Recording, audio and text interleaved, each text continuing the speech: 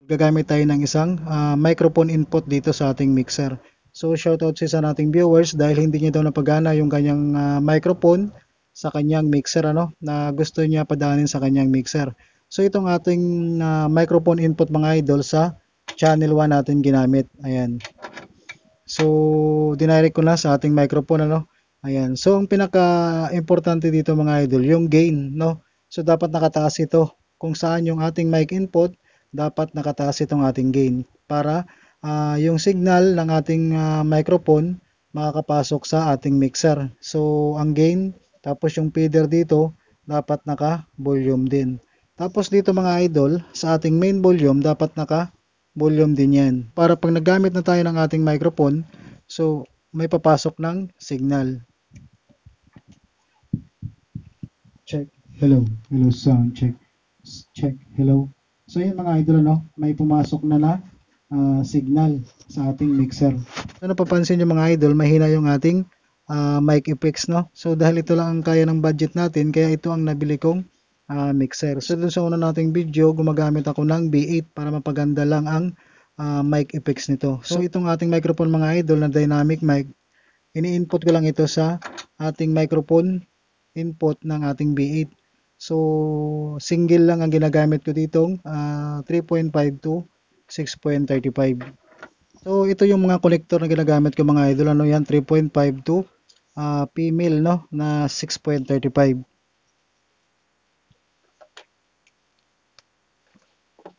So, dito lang ako mag-mic input sa ating condenser mic. Kaya ginagamitan ko ito ng B8 mga idol para gumanda yung mic effects lang nito. So, kung ang inyong mixer mga idol ay maganda naman yung mic effects, so hindi na natin kailangan ito. So ito lang idol So ito yung ating microphone. So dito ako mag-mic input sa ating channel 1. Ayan. Tulad ng sinabi ko kanina, dapat yung gain natin dito nakataas para magkaroon ng signal. So ang feeder, volume natin, tapos yung pinaka main volume naman natin. So ito na mga idol try na natin. Hello, sound check, mic test. Hello.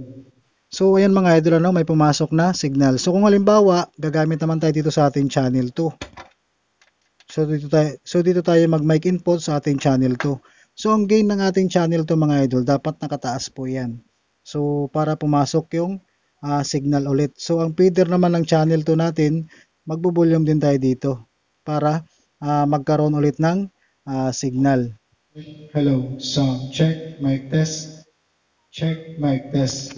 So katulad nito idol, pag nakababa itong ating main volume, ayan, o ayan, walang microphone signal na papasok. So kailangan talaga dito yung main volume natin, naka-volume po yan.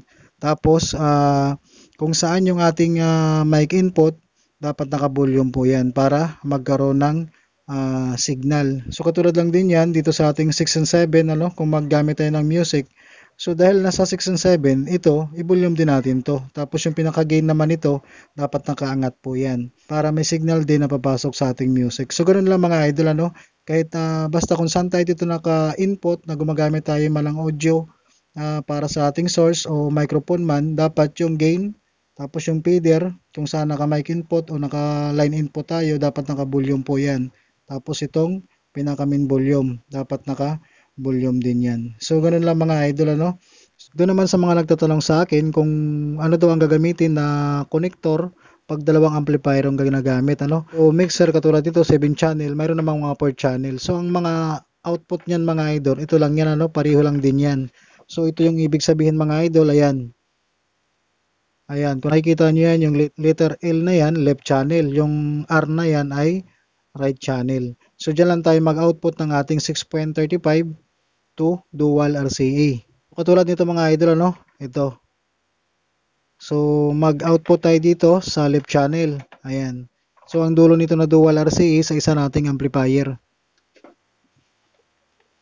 So, dapat mga idol, dalawa ang ginagamit natin dito na 6.35 to dual RCA para yung isa sa ating left, ito naman gagamitin natin para sa right channel naman ng ating main output. So, output lang tayo dito. Ayan. Pinakadulo nito na dual RCA, dito lang din sa input ng ating pangalawang amplifier. So, dapat mga idol, nasa tamang selector ang ating amplifier para magkakaroon ng signal itong dalawa. So yun lang mga idol, ano, ito lang gagamitin natin na connector 6.35 to dual RCA. So marami naman nabibili niyan through online mga idol, depende na lang sa brand ang presyo niyan.